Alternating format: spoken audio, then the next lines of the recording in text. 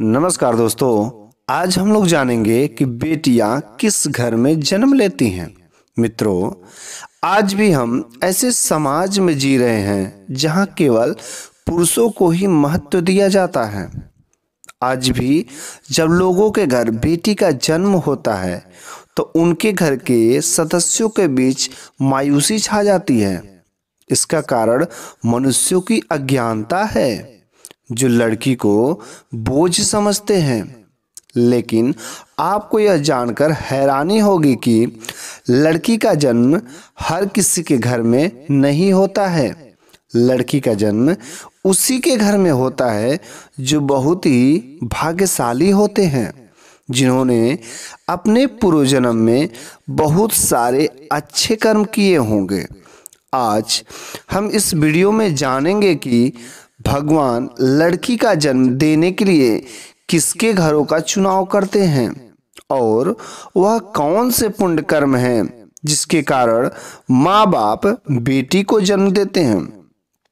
हमारे महाकाव्यों में ऐसे कई सारे कथा वर्णित हैं कि बेटियों का जन्म भाग्य से नहीं सौभाग्य से होता है। लेकिन आगे बढ़ने से पहले मैं चाहता हूं कि अभी तक आपने हमारे चैनल को सब्सक्राइब नहीं किया हो तो सब्सक्राइब करके बेल आइकन को प्रेस करके आप हमसे हमेशा के लिए जुड़ जाइए।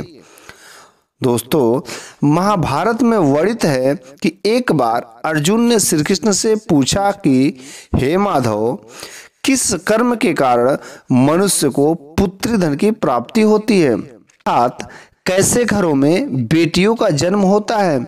तब भगवान श्री कृष्ण ने अर्जुन से कहा, हे पार्थ, अगर किसी के घर में बेटे भाग्य से पैदा होते हैं तो बेटियां सौभाग्य से पैदा होती हैं, और जो स्त्री या पुरुष अपने पूर्व जन्म में बहुत सारा पुण्य कर्म किए होते हैं उन्हें ही एक बेटी के माता पिता होने का सौभाग्य प्राप्त होता है। इतना ही नहीं, बेटियों के जन्म के लिए उन्हीं लोगों का घर चुना जाता है जो बेटियों का भार सहन करें, क्योंकि तीनों लोक में ही स्त्री अर्थात बेटियां ही ऐसी होती हैं जिसका भार हर कोई सहन नहीं कर सकता है।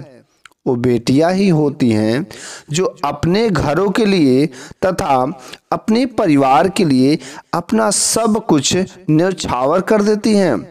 अर्जुन, लेकिन जिस दिन बेटियों को जन्म लेना रुक जाएगा उस दिन सृष्टि भी ठहर जाएगी और इस सृष्टि का अंत हो जाएगा। यदि इन बातों पर गौर किया जाए तो यह कथन बिल्कुल ही सत्य है, क्योंकि अगर इस सृष्टि से बेटियां नहीं होंगी तो किसी का भी वंश आगे नहीं बढ़ेगा।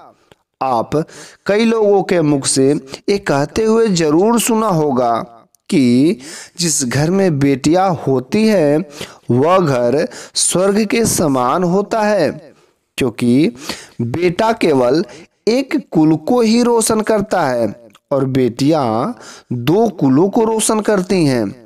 माता पिता के घर अपना बेटी होकर एक उत्तरदायित्व निभाती हैं, तो ससुराल आकर एक बहू के रूप में अपनी पूरी कर्तव्य निभाती हैं।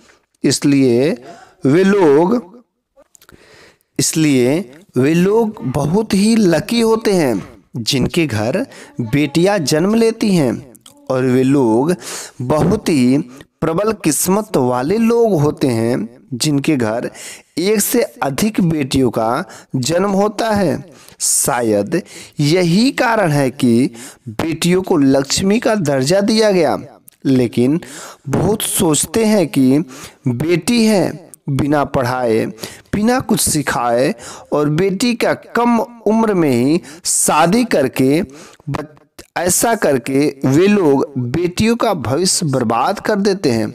जरा सोच कर देखो, एक बच्चे के मन में कितने सारे सपने होते हैं। उसे कुछ हासिल करना है, उसे कुछ बनना है, कुछ करके दिखाना है, लेकिन यह सब केवल सपने बन करके रह जाते हैं। हमें अपने घर के बेटियों को सपने पूरा करने का पूरा अवसर देना चाहिए। उन्हें जीवन में वो हर खुशी दे जो उन्हें मिलना चाहिए। एक बेटे से ज्यादा बेटी हमेशा अपने माता पिता के लिए सोचती है। माता पिता को प्यार व अपनापन केवल बेटी ही दिखा सकती है। बेटी के जन्म को एक जश्न की तरह मनाना चाहिए। माता पिता को हर वक्त एहसास दिलाना चाहिए कि वह कितनी खास है। मित्रों, बेटियां कभी भी माँ बाप पर बोझ नहीं होती हैं। वह सिर्फ अपनी और अपने परिवार वालों को किस्मत बनाने के लिए जन्म लेती हैं। कई लोग कहते हैं कि हिंदू इतिहास में लड़कियों का महत्व नहीं है। घोर रूप में लक्ष्मी हो, दुर्गा हो, माँ काली हो, इस सब नारी के रूप में ही पूजा गई हैं। दोस्तों, कहते हैं कि हमारी लड़कियां लड़कों से कम नहीं हैं। यह बात इतिहास में भी मिलता है कि वशिष्ठ जी की पत्नी वरिंधकी ने इंद्रदेव और वरुण को ब्रह्म ज्ञान का ज्ञान दिया था। सभी धनुर्धन की भांति द्रौपदी भी शस्त्र विद्या जानती थी। महाभारत में वर्णित है कि द्रौपदी अर्थशास्त्री थी और युधिष्ठिर के राजकार्य में सहयोग करती थी।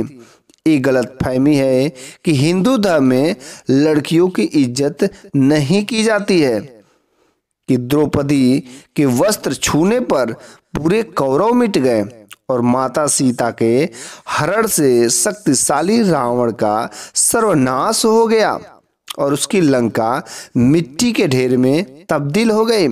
मित्रों, रामायण में जब भगवान राम शिव धनुष तोड़ते हैं तो राजा जनक विवाह के लिए दशरथ जी को बुलावा भेजते हैं।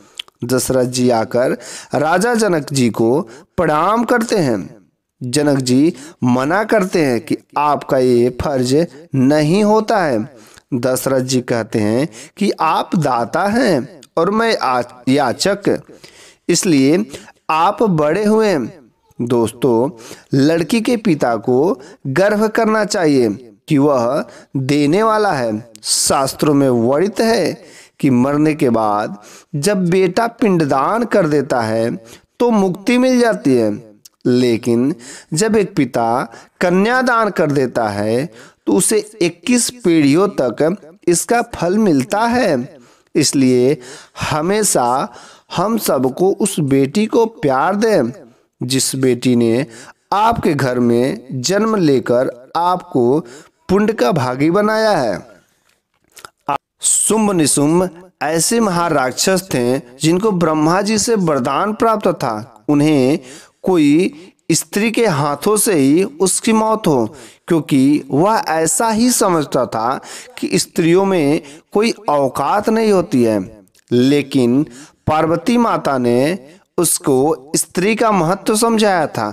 सभी स्त्री शक्ति को एक करके पार्वती माता ने शुंभ निशुंभ का अंत किया था। इस कारण से हमारे समाज में जो भी लोग स्त्री शक्ति को कम समझते हैं, लड़की को इज्जत नहीं देते हैं, लड़की होने पर उसको बोझ समझते हैं, वो बहुत बड़े पाप के भागीदार होते हैं।